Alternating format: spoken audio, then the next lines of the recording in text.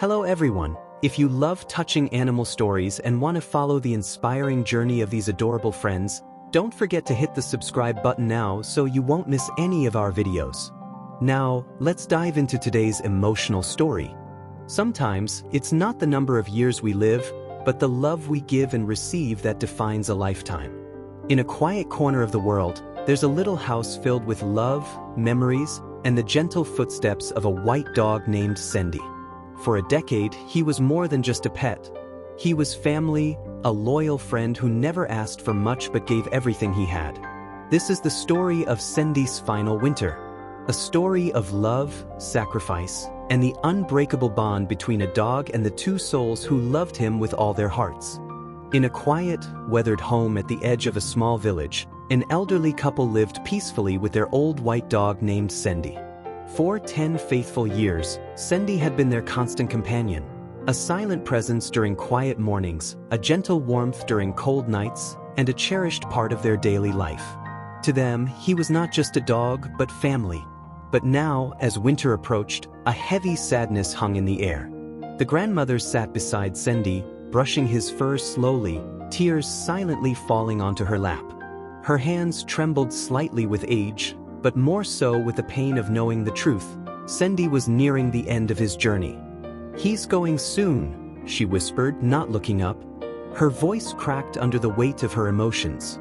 Sandy, lying weakly on the floor, looked up at her with tired eyes. With great effort, he lifted his paw and placed it gently on her arm as if to say, "It's okay. Don't cry." The grandfather stood nearby, his expression somber. "A year ago, it was just a small lump," he said almost to himself. "Now, they're everywhere. Tumors, some the size of marbles, others as large as a melon, covered Sandy's once strong body. The largest one hung from his side like a pumpkin. Every day, the grandfather had wiped down his body with warm water, trying to ease the pain, trying to do something, anything, to make it better. But nothing helped. Sandy had stopped eating, stopped drinking. He no longer barked or wagged his tail. His once joyful eyes were now dull, clouded with sorrow and fatigue. They had taken him to the small veterinary clinic in town, but the doctor could only shake his head. "There's nothing we can do here," he had said. Surgery or advanced treatment would require a bigger hospital, and the couple simply didn't have the money. That reality hit them hard. Despite the pain, Sandy never once complained. He understood.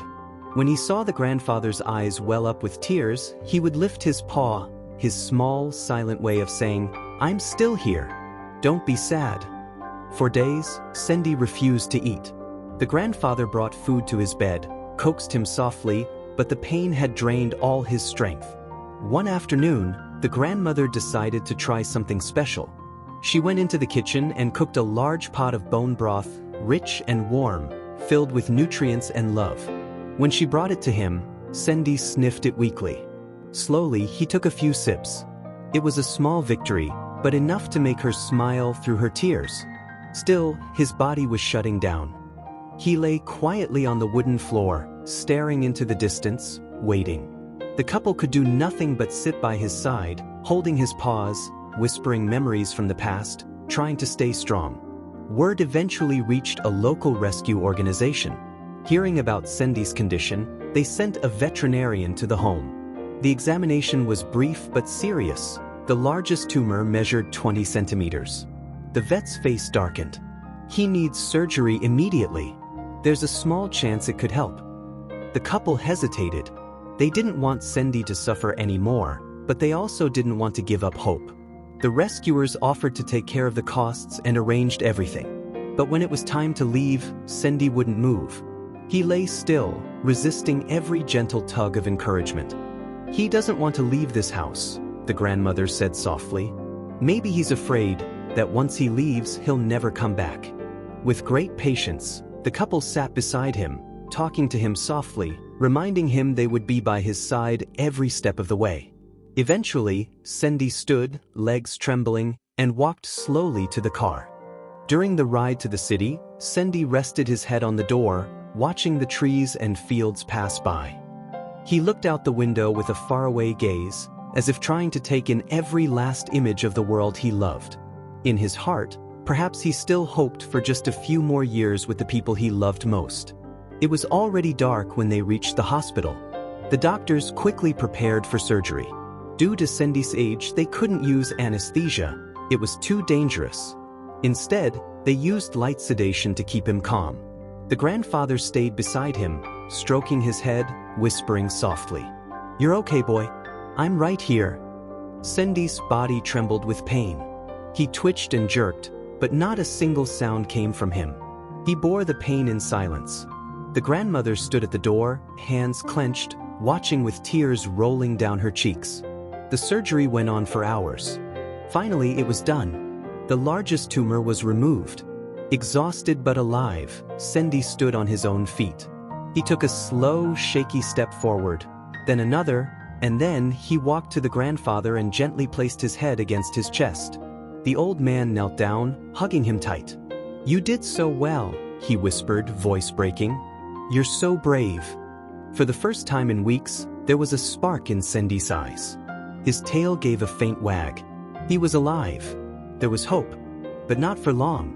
Though the largest tumor had been taken out, the doctors warned there were still many others inside.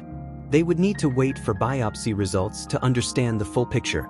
The couple prayed for a miracle. But just a few days later, Cindy collapsed again. This time, there were tears in his eyes. He could no longer stand. The test results confirmed their worst fears. The cancer had already spread throughout his entire body. There was nothing more to be done. The grandfather held his head in his hands, unable to speak. Though they had prepared themselves for this moment, the reality hit harder than they had imagined. In the final hours, the couple sat beside Cindy in silence. Tears streamed down their wrinkled cheeks as they watched him struggle to breathe. He rested in the old man's arms, his body weak but his heart still filled with love.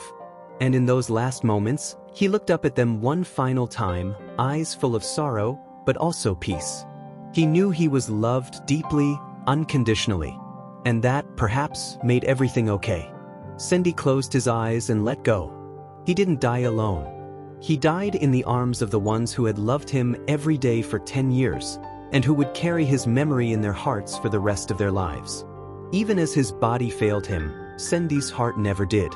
He gave all his strength to stay just a little longer, to see their faces, to feel their touch, and to say goodbye in the only way he knew how, through silent loyalty and one final look of love. Sometimes, the purest love comes without words, just a gentle paw, a soft gaze, and the quiet presence of someone who never leaves your side. Cindy may no longer be here, but in that little house, in the hearts of the old couple, he lives on, forever.